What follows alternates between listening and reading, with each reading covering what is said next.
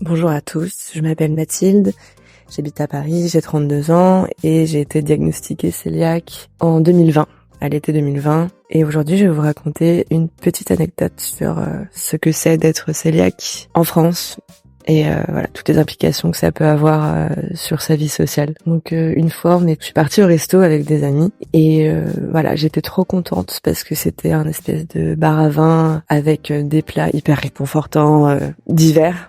Et notamment un Mont d'Or cuit au four avec des pommes de terre. Et donc je me suis bien assurée auprès du serveur qu'il n'y avait pas de gluten dedans. Je lui ai bien répété 4 fois de pas mettre du pain. J'étais pas sûre qu'il comprenne en fait. Donc et j'ai pas osé dire que j'étais cœliaque, intolérante au gluten. Et du coup je lui ai fait répéter 4 fois vous servez bien sans pain. Il n'y a pas de pain dedans. Il y a juste des pommes de terre. Vous mettez pas de croûtons. Donc tout le monde m'a regardé un peu bizarre. En me disant répète pas 4 fois les choses, il a compris. Et même lui s'est un peu moqué en me regardant comme si j'avais un problème quoi. Bon, du coup j'étais pas hyper rassurée même après avoir demandé 4 fois. Et donc là mon plat arrive, je suis trop contente parce que il y a pas de pain, il y a pas de croûtons de pain.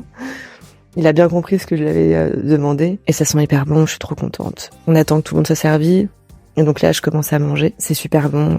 Ça fait hyper longtemps que j'ai pas mangé ça. On est en hiver, il fait froid. Trop bien. Et là, j'ai mon ami qui est en face de moi, qui bave un peu sur mon plat et qui me dit ah, je peux goûter, j'ai trop envie et tout. Donc je lui dis ouais, pas de problème, vas-y. Et là, je sais pas, concentrée sur la discussion qu'on avait.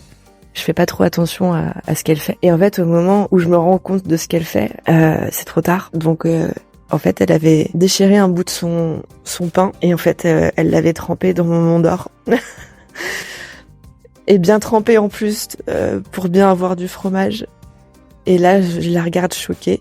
Je dis mais qu'est-ce que tu fais? Et donc tout le monde se retourne vers moi. Enfin, la tablée. Hein. Et j'ai mon ami à gauche qui connaît très bien ma maladie et qui est hyper sympa et qui fait toujours tout ce qu'il faut. Qui me dit mais pourquoi t'as fait ça? C'est du pain. Elle est intolérante au gluten. Et donc moi je la regarde et je sais plus quoi faire. Franchement, je suis perdue. Je me dis non mais qu'est-ce que je fasse? Elle a trempé son pain. Il peut y avoir des miettes. Et en fait, comme pas mal de personnes, je pense, au début de la maladie surtout, on n'ose pas. On n'ose pas demander un autre plat parce qu'il s'est passé ça et que voilà, on n'a pas envie d'être embêtant pour les autres. Et surtout, ça coûte cher ce genre de plat.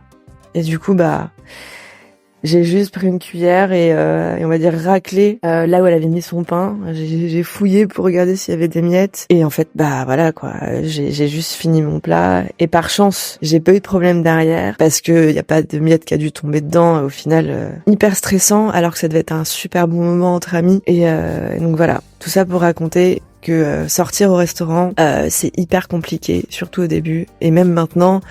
Je suis pas tout le temps hyper militante pour faire changer mon plat ou autre s'il y a un problème parce que c'est toujours le regard des gens qui est hyper compliqué sur soi. Et bon, au final, j'ai pas été malade, donc je suis super contente et j'ai quand même passé un bon moment. Mais voilà, donc ça peut être au sein de nos amis comme les serveurs qui peuvent être un peu négligents face à notre maladie et c'est bien dommage. Mais il faut garder espoir et j'ai confiance en l'avenir.